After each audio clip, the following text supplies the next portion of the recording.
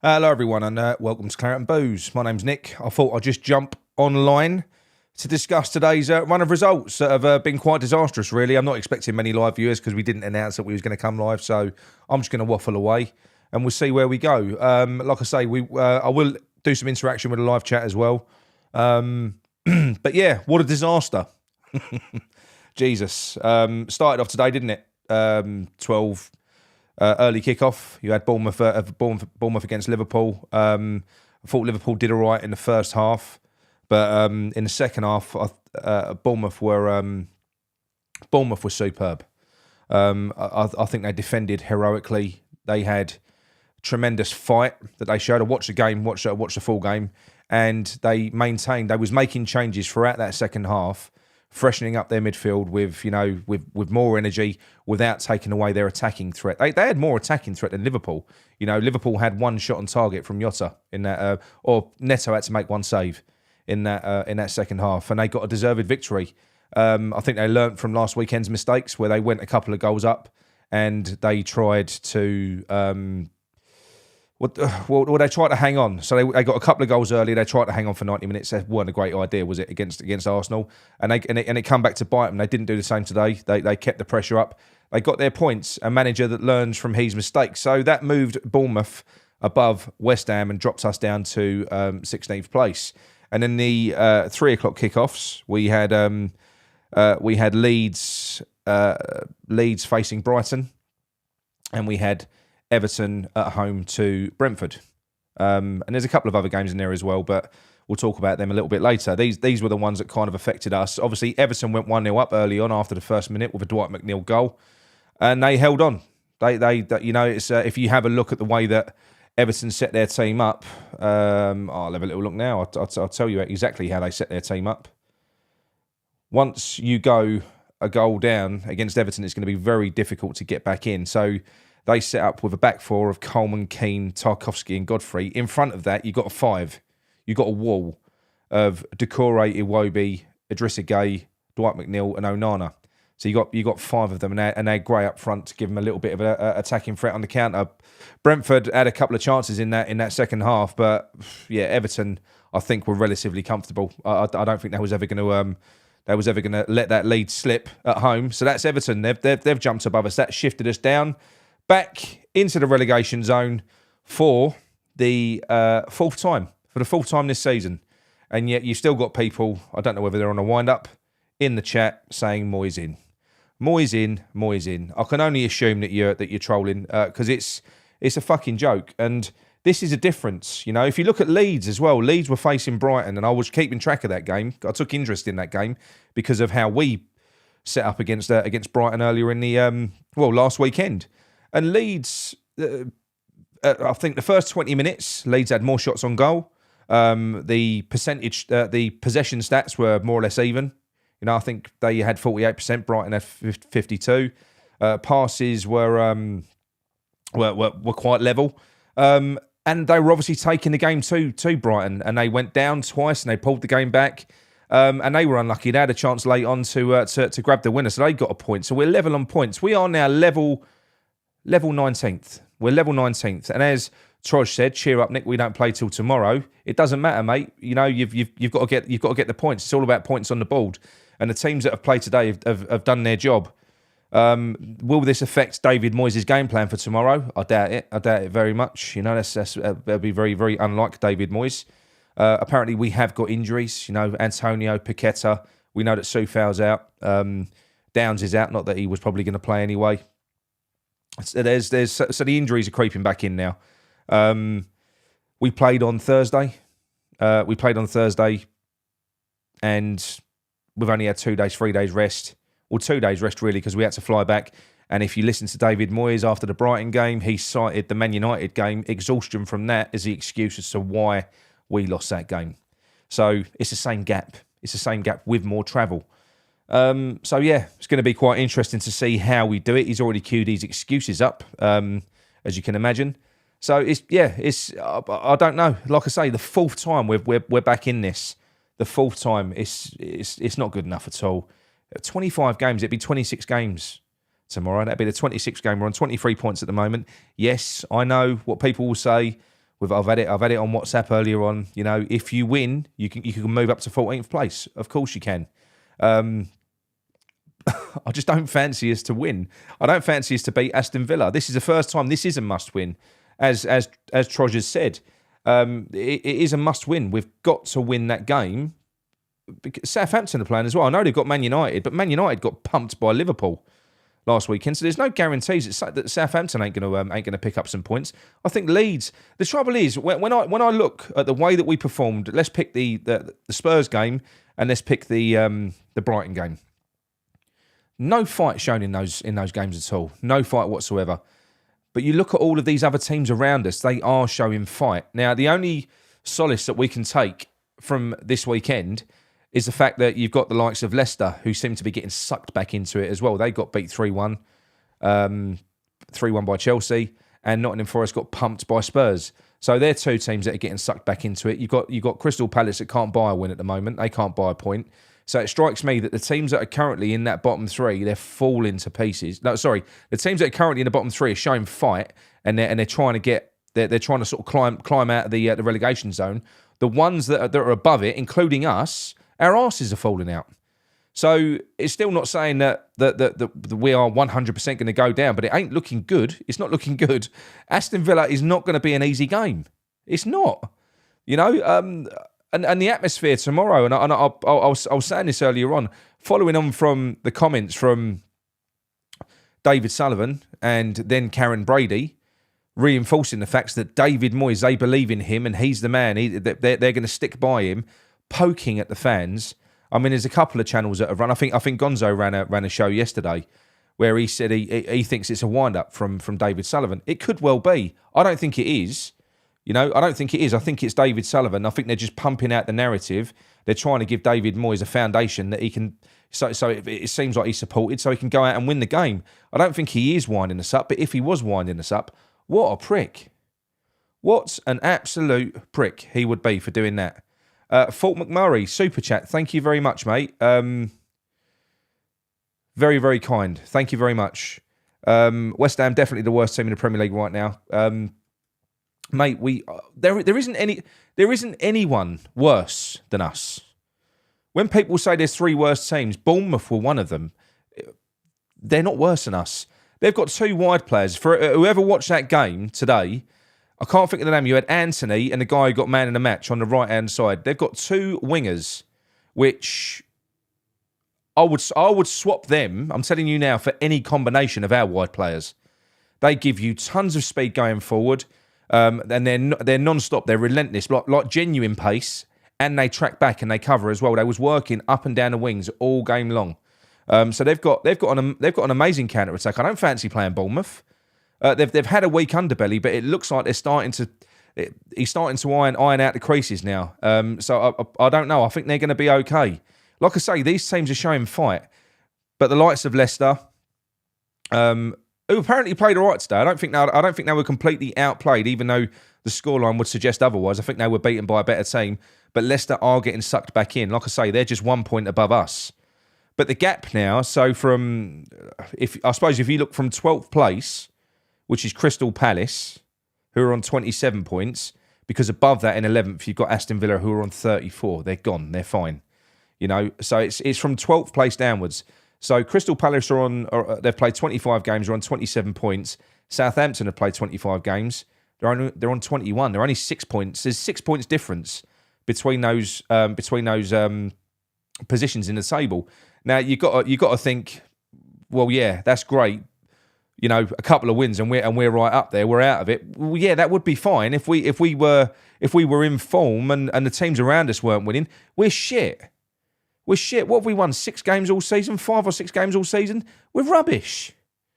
You know, we need 4 wins, at least another 4 wins, to get us safe, to get us to sort of 35 points or something like that, 35 to 40 points. I think you'll be safe on 35 points this year. I think you will. But then if the teams below us and above us start winning, you don't know. This could run and run. It could go. There could be 2 places in that relegation zone that are decided on the last day. I think it could very well go like that. But no, I just the issue that we've got is, I think Trodger's nailed it there. And I don't want to pick on Declan Rice because it isn't his fault that he isn't a leader. But what we've been missing this season is a leader on the pitch. My son said the same thing. You know, when we watched Iron Men this morning, you know, I was feeling quite nostalgic. So I stuck Iron Men, you know, the video from the last season at Upton Park. And it made me well up a little bit. I got all upset when I saw that beautiful stadium sat behind me, just there. And to think that I'm never ever going to experience anything like that again, which we're not. You know, those players that were playing there, they're never going to experience anything like that again either. And I think that's something that was overlooked with Slaven Bilic as well when he failed in that second season, because I think we all overlooked the fact that he had to cope with that move as well. You know, it was a big transition, and yeah, I know it did all fall to pieces, but it was a big deal to lose that stadium because it was the fans that night that sucked that ball into the net. Man United were never going to win that game. The fans made sure of it. You know, we rattled David De Gea. We was in his ear for 90 minutes, and he spilled that goal, that third goal. We can't do that in this place. We can't. The fans can't affect the game like we used to. We can't be the 12th man. So it's all on the players. Those players are on their own, and that's down to them. They've done that. They've taken us away from our home. That isn't our fault.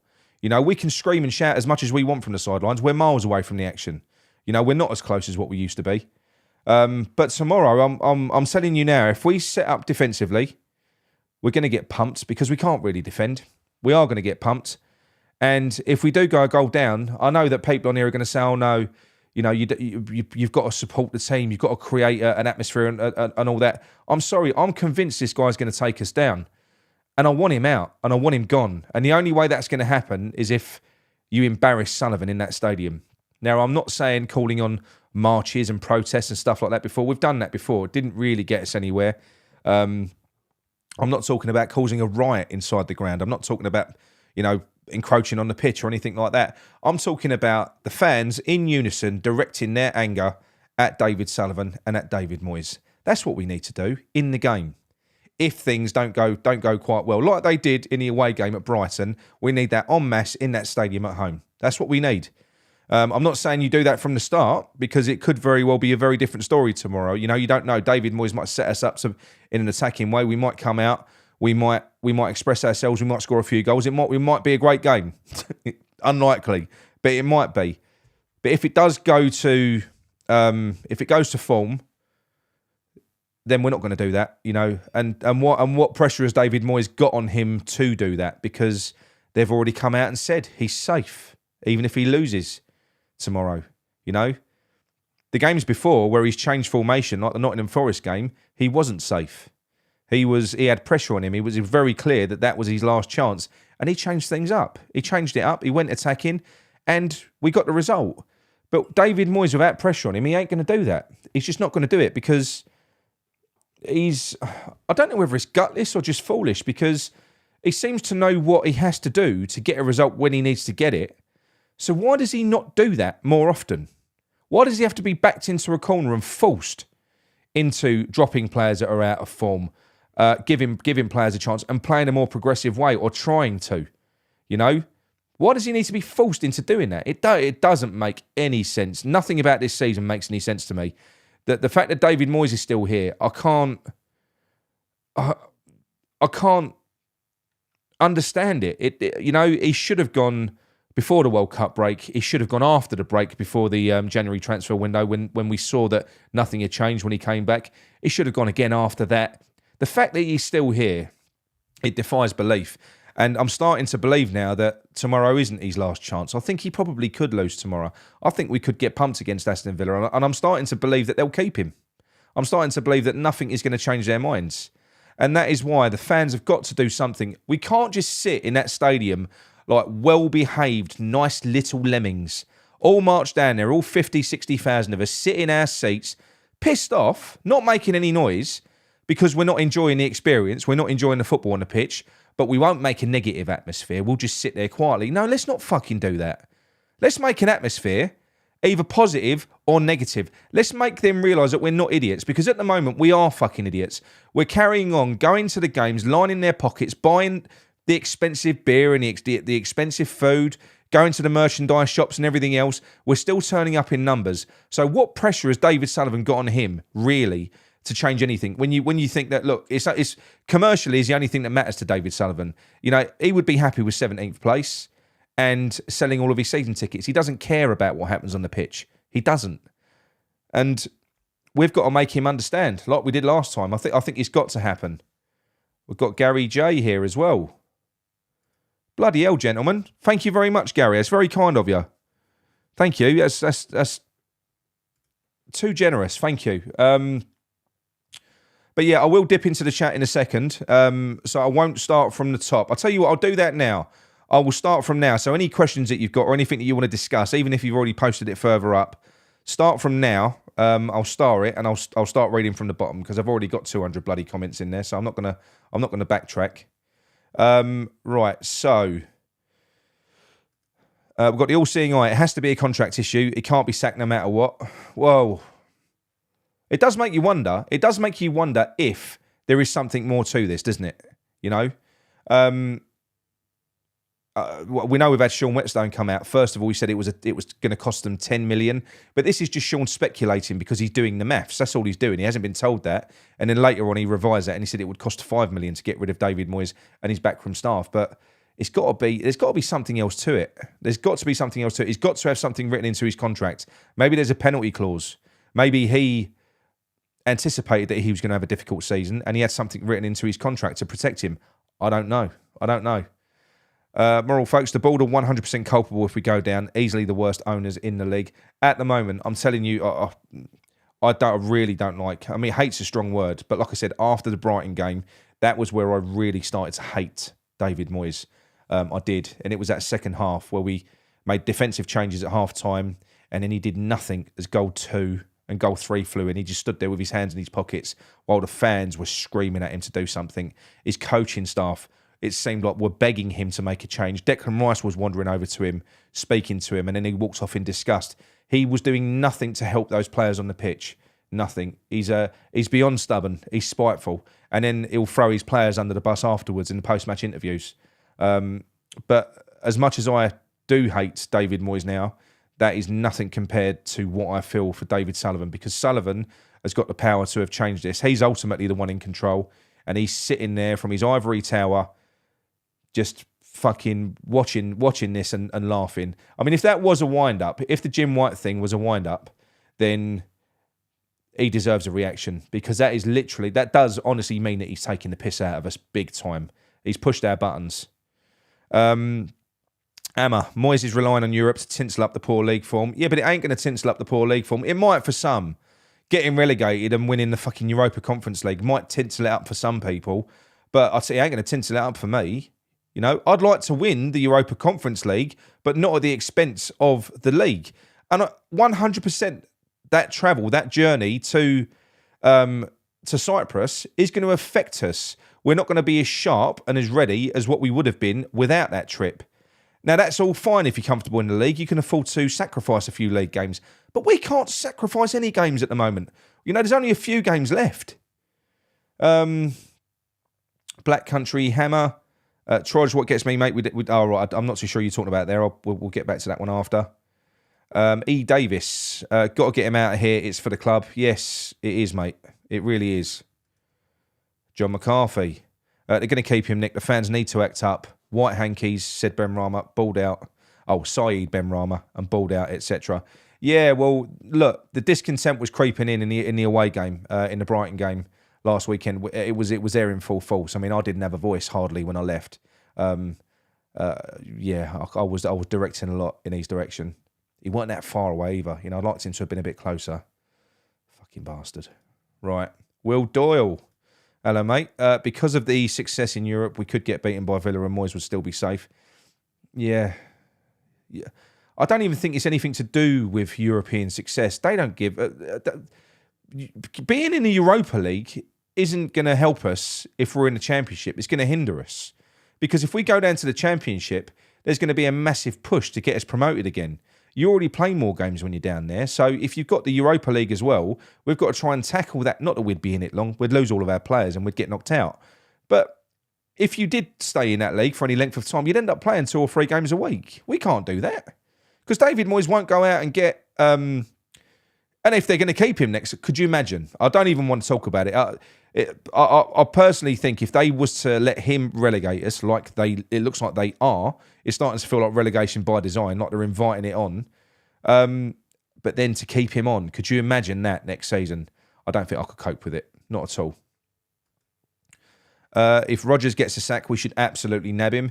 Yeah, Chris Miles said something to me. Chris Miles has been on the show a few times. And he said he's got a mate who supports Leicester. He's a Leicester season ticket holder. And he said that if we was to switch managers, David Moyes was to go to Leicester and Rodgers was to come to us, you'd probably find that both managers would probably have a positive effect on those teams because sometimes a change is just what you need. We absolutely need a change. We do. The fans need a change. Those players need a change. They're sick of playing defensive football. And this is the worry. When you hear David Sullivan saying, if I was to go out and get another manager now, I'd be looking at someone like David Moyes. They don't need that. You know, that isn't going to inspire the players. The players need more. We're all sick of it. He's got to go in a different direction. We've got the players to be able to play differently. We just need the man sitting in that dugout to orchestrate it all. Troj, Aguirre also needs a ball winner like Zuma or Dawson alongside him. Yeah, he does. He does. But I do think we're missing Dawson, though, Troj. I think the honeymoon period for Aguirre is now over. I think he's a good player.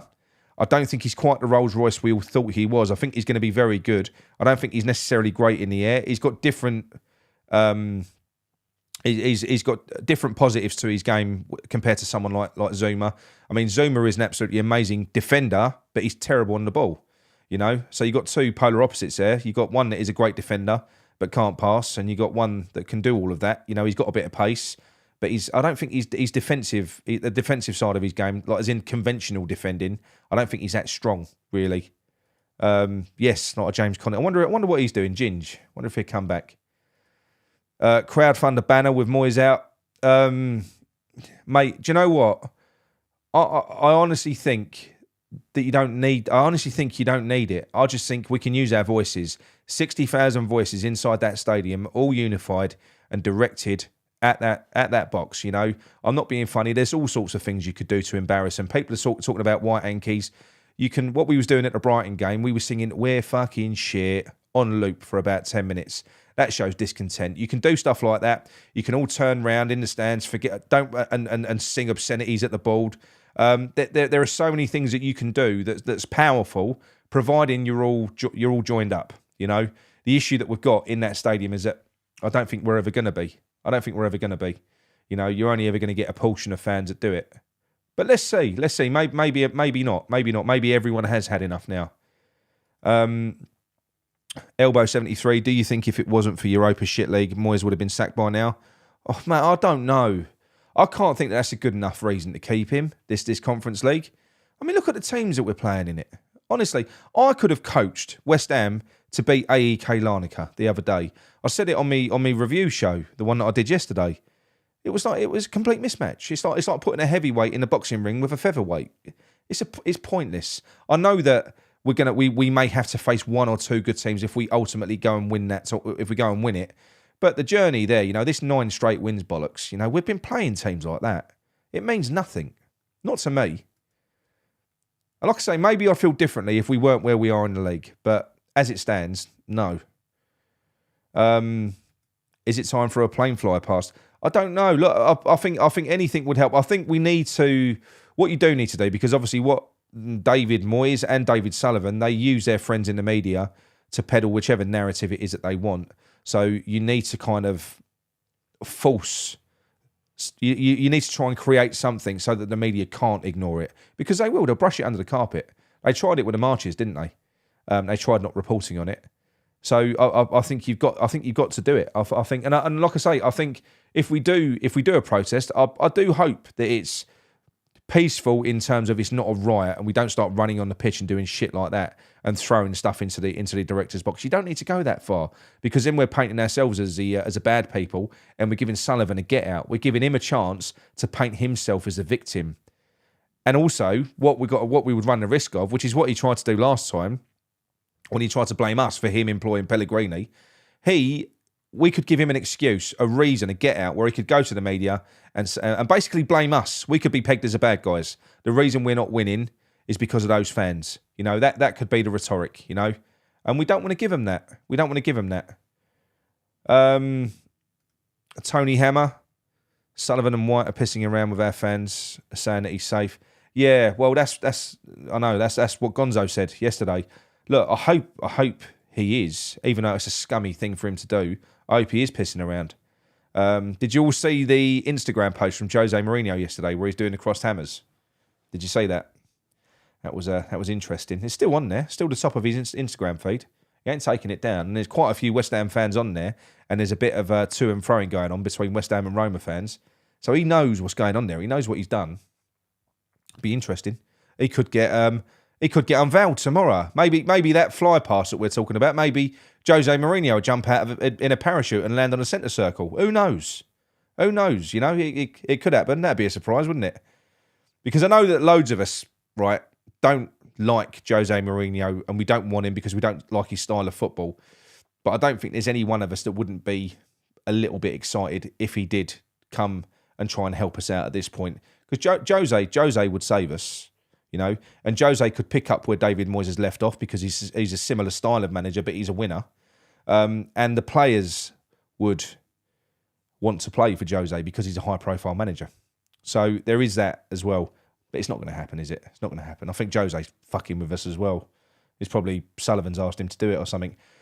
John McCarthy, David Sullivan, pack your trunk and stop making our club a circus. Off you go with a trumpety trump. Yes, please. Paul Chambers, any idea who the players were that went to Sean about being pissed off with Moyes? And this is these. They didn't go to Sean.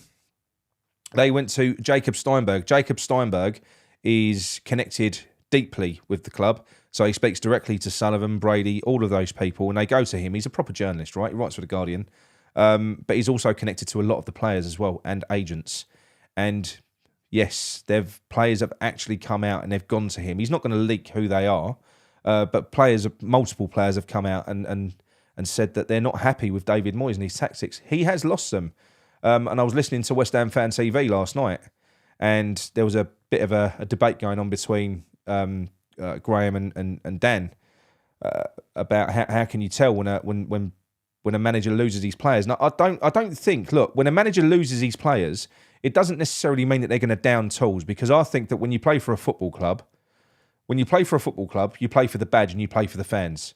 So just because you're sick of the manager doesn't mean you're going to come out and sit in the centre circle and do nothing. But what we might see, and we have seen it in years past, even though we've not known about it, because we've heard it from ex-players, we could get an on-field mutiny. We could get that, and I would love to see that. You know, where the players ignore David Moyes and they go out there and they do what they need to do to win a game, basically. So we could see that. If it's that bad, if it's got to that stage where they can see the flaws in David Moyes' plans, then maybe that's what we'll see. And I think that's what we need to see as well.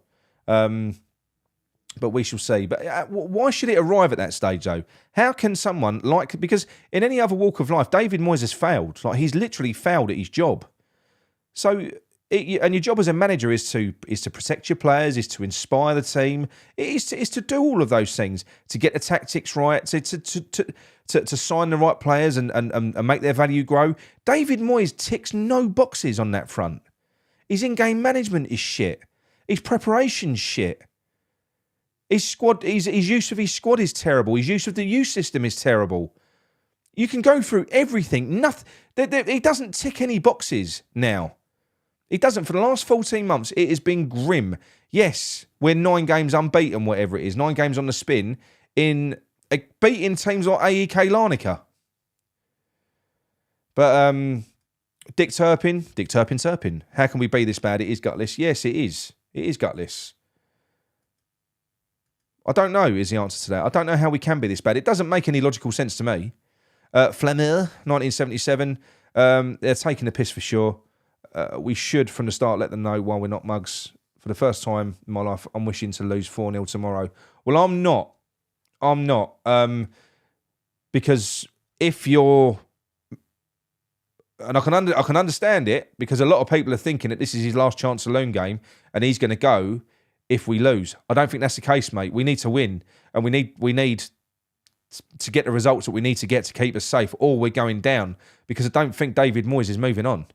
I don't think he's moving on at all. So I can understand why people feel like that. If you think it's a good situation, isn't it? If you truly believe that David Moyes is going to get us relegated, and you think that sacrificing one game will get him out the door, yes. It's like, in retrospect, how many of you now, if you could go back and you could change time, how many of you wish that we lost against Everton so that Lampard stayed in the job and Moyes got the sack after that game?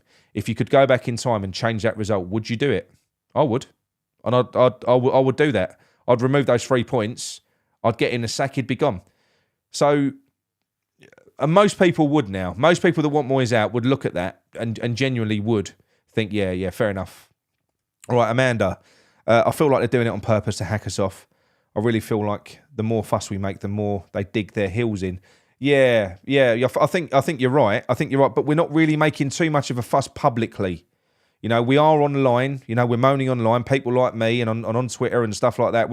We're moaning, but inside the stadiums, you're not seeing it, and that's what matters. Because if it happens in the stadium, it gets aired on the Match of the Day and stuff like that. It gets aired on TV. That's where they're going to get embarrassed. That's where they're going to take notice. The media pick it up. No one really cares about us moaning. You know, they don't. Nobody listens. It has to be done inside the stadium or outside. There has to be a statement made there at the game. It's the only thing that we can do. And I'm starting to lose heart. I'm going to the game tomorrow. And if we do just turn up and it's a terrible performance, and all those 60,000 fans have done is traipsed over to Stratford, and their way of dealing with that is to just sit there and make no noise, that's not good enough. That's not good enough. Then do you know what? Then we deserve it, because we're not showing fight either. Then we've got to show fight. We've got to show that team and that board that we're not having this, or we're not accepting it. Because if we're not going to show any fight, how can you expect them on the pitch to do the same? You know, we've got to show them in that stadium what it means. Black Country Hammer, I keep saying it. It's rotten from top to bottom. Yes, it is, mate. It is. Sam Oakes. We spent 180 million this year, so why would Sullivan not want to spend 5 million on sacking Moyes? Well, Nigel revealed to us on the Boozecast. Obviously, he speaks to Sean. Sean does know an awful lot about the finances of West Ham. He does. And it appears that there's been a bit of a stalemate in the boardroom. David Sullivan, even though he is the greater shareholder, he's got 52 or 53%, whatever it is. Even though he's got the controlling stake, he can't do what he wants anymore. It has to go to a vote. And apparently, there's been they're at loggerheads over who the next manager should be, what should be done with David Moyes. So it's almost like it's a worst case scenario, because if they're not agreeing, then nothing's ever going to get passed. So yeah, it could just be Sullivan playing hardball to get his way. Maybe that's another thing. It could be that, because if Kretinsky and co are trying to put a block on it because they don't like the way that he's going, the route that he's taking, or it could be David Sullivan doing such a bad job that he's trying to force Kretinsky's hand to buy the other shares because he wants out of there. It could be that as well. That's another one that I don't think we've thought about, because he can't be this useless, surely, because this is bad. I mean, this is gross incompetence what we're seeing here with his own baby. This is worth 800-900 million. This club that he's got now, and if we get relegated, you can wipe half of that off. Gone. You know, it doesn't make any sense. Trodge, if we start 30 minutes into the match, we will. 30 minutes into the match, we will lose. Crazy Cole, Moyes doing a great job taking us down. Sick of him and his excuses. Yes, so am I, mate. So am I. Richard Stevens, when they said it was a transition season, did they mean from the Premier League to the Championship? Maybe they did. Maybe we read it all wrong. I don't know. Kretinsky is just as bad if he's not speaking up to Sully. Well, I think he is. There's been a lot of moving and shaking in the boardroom, and I think feathers have been ruffled, and there's stuff going on behind the scenes that we don't know about. So I think Kretinsky, although he's not going to come out and talk to Jim White and give us what we need or what we want, I do think that he's being a bit more active now, or his representatives are. they're being a bit more active in the way that the club is run. But that is causing a bit of a problem in the boardroom because Sullivan is a stubborn fucker and it's like he's toy and he's not going to like it if someone says he can't do what he wants to do. But you know what? He's had his time. He should just sell up and go. Raynham Iron, hello mate. Hi Nick. Sullivan said his manager is not available, but Mourinho will be this summer. Sent you his Instagram post doing the crossed arms. Yes, mate. I saw that. I just spoke about that. That was very interesting. Very interesting indeed. So we've got Dougie Montana. Hello, mate. Evening all. Nick, I mentioned to you about the Moyes contract. I still think it's a 5-year unsackable. It can't be. No one's unsackable. But what it could be is that there is such a clause in there that it would be incredibly lucrative for David Moyes to get sacked before the 5 years. It could be, you know. And I don't think it was 5 years. It was 3 years, wasn't it? I think it was confirmed that it was 3 years. Next year is his last year, I believe. John, if Moyes takes us down and is still with us next season as the right man to take us back up, I, for one, will not go to any games until he is gone, no matter how cheap the tickets might be. No, mate. Well, we all say that, don't we? Like I said on the video that I done yesterday, I don't know if I'll be able to continue with it. I think I'll struggle to talk about it on this channel if David Moyes is still in charge because it's just going to be... I could just do a cut and paste from the season before, and it drives me mad to keep on saying the same things. But what else can you do? And I know it probably drives a lot of you mad to listen to it as well. But what else is there really to talk about at the moment? You know what? Honestly, it's the only thing that matters at the minute. That guy is controlling the narrative of everything, of the way that we see and speak about West Ham. I want him gone. He's got to go. He's got to go. What's this? Ballon Dawson? We just dominated the Cypriot Bayern Munich. Calm down. They probably are. I think they're doing all right in their league, aren't they? Someone started GoFundMe for the plane. SBM out. Yeah. Like I say, I think we don't need to start off with a big gesture like that. It can just be with everyone in the stadium. If everyone is unified, you can't ignore that. If you've got 60,000 voices directed at you aggressively, telling you what they think, that will be more powerful than 100 people with a banner. You know, that's what we need. We just need everybody in the stadium unified. But I don't know how you do that because West Ham fans are stubborn and we all think differently. I don't think we'll ever be united again. I think that died with Upton Park. Peter Chelmsford, things will only get worse. Well, they certainly will if we go down, mate. They're not going to get better. I think that'll be us done. That's my worry. Amanda, if we win that cup, relegation will take the shine off of it. I'd rather stay up. Absolutely. So would I. Steve Bell, hello, mate. Only West Ham could spend 180 million and make the team worse. It's heartbreaking and comical at the same time. It's a joke. Birmingham fans said Sullivan promises them the world and delivered nothing, and they said you couldn't trust them. No, well, you can't trust them. We know that. You know, look at the lies with the move and everything else. Because I know that in retrospect, I think most people would have put up a lot more of a fight for leaving Upton Park. Personally, I'd have been stood there with Nigel, knowing what I know now. But back at that point, they marketed it so well that most people believed what they were selling. You know. Joe Rising, do you think the owners have realised they left it too late to sack him and are now hoping he keeps us up? Hence, I'm backing him. It's never too late because I think he's the reason that we are getting relegated. Do you know what I mean? It's not the team. He's the reason. He's like a big ball and chain. He's dragging us down. You know, we're trying to tread water with David Moyes pulling us under. It's get rid of him. Even if we employ from within, even if we don't, you don't have to go out and get a Jose Mourinho now. What's the point? You know, 12 after that game tomorrow, what would there be 12 games left? You don't need it. We can just employ from within. You've got the likes of Nolan and not that I'd want Nevin and the loaf of bread, Walbert, and there's players like that. You've got Noble as well. There's enough people there that could fill in until the end of the season. People that know the players as well. That's important because we haven't got time for a new manager to come in now, get to know them and try and find a new system.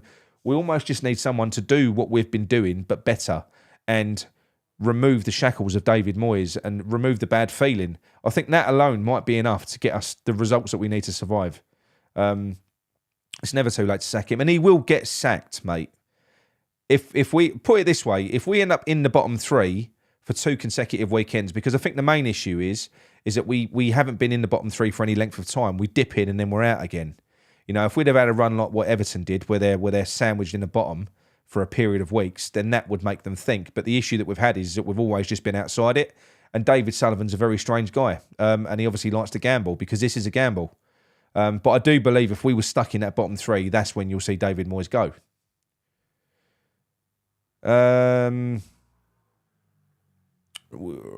Paul Sullivan says we haven't got any leaders. No, we haven't. We haven't. And that really is. I think it goes back to what Troj said earlier on. You miss that, you know. We lost Stuart Pearce in the backroom staff. We lost Mark Noble, and then we go and lose Dawson halfway through the season as well. You know, we're really lacking characters in that team. We really are, because the manager certainly ain't got any bloody character. So he's obviously been very heavily reliant on those around him, and they're gone. They're leaving him one by one. Paul Chambers, no logic in taking the entire first team all the way to Cyprus for that Poxy Euro game. I thought exactly the same. I mean, they were all there. Why wouldn't you just give some of them a week? Some of them a few days off, you know, or leave them training back at the back at Chadwell Heath. Why wouldn't you do that? Why take them all the way out there? It ain't a short flight. Was it fucking 4 hours, isn't it, there and back? Yes, absolute joke. Zuma will help with leadership. I think now he's back if he can stay fit. Troj, do you think that Zuma is a leader? Because I'm not sure. I think Oggy is. I'm not sure Zuma is. He ain't much of a talker. He's a really good centre-back, but I don't think leadership skills are quite... I don't think he's quite there. I mean, perhaps Aguirre could be, but I don't... I don't know. I don't think Zuma is that type of character. You know, he's an old-fashioned centre-back in the way that he plays. You know, he'll stick his foot in, and he's great in the air and stuff like that, and he'll throw his body on the line, which is why it's so knackered. But I don't know that he's a leader. You know, I can't see it. We'll come out the traps like drugged greyhounds as usual. Yeah, no, I know, mate. I know. Wouldn't surprise me. E. Davis, I don't want us to win a cup when we're in a relegation zone. It kills the buzz. It's not worth it. Look, it will still be nice. We'll still enjoy the day, but it will take the shine off of it, won't it? It really will. Right. Okay, look, I've done 42 minutes. So let me just whiz down 1 minute. 1 second. Just make sure. Where are we? There's so many. I'm sorry I've not been able to go through all of the comments. I've literally, look at the state of my hair. I've got to go to the barbers. I've had to book myself a seat in my local barbers. So I don't want to miss that, because I've got to go and get my ears lowered. But look, thank you all for joining me. Hope you all enjoyed the show. If you did, please drop a like on it. And we will be back tomorrow. I'll do my post-match reaction. I'm going to the game. I'll probably do a little selfie video thing from the car. And then we'll jump on and we'll do the Talk Hammer show when we get home. Be interested to see what happens. Hopefully we can get all 3 points. We're going to need it. We're going to need it, definitely. But look, that's it from me. That's it from me for now. So thank you very much for joining, and we will see you tomorrow. Make sure, I'll tell you what, if I'll put my number up tomorrow in the community section before the show, if a lot of you that haven't got it. And then if you do want to phone in after the game, drop me a text. And what I'll do is I'll get a list that I can work through, rather than opening the phone lines up, because then it goes a bit mental. Then I'll put the phone line on the bottom of the screen, and I just constantly get phone calls while I'm talking to people. And I've tried turning call waiting off. It don't do anything. And all you get is that constant beeping in the background. So if you do want to phone in tomorrow, drop me a text, and basically I'll work through. And we won't finish the show until we've spoken to everyone that has asked for a callback. All right then. Okay, right. Well, I'll let you go, and I'll speak to you tomorrow. Hopefully we'll get 3 points. Come on, you Irons.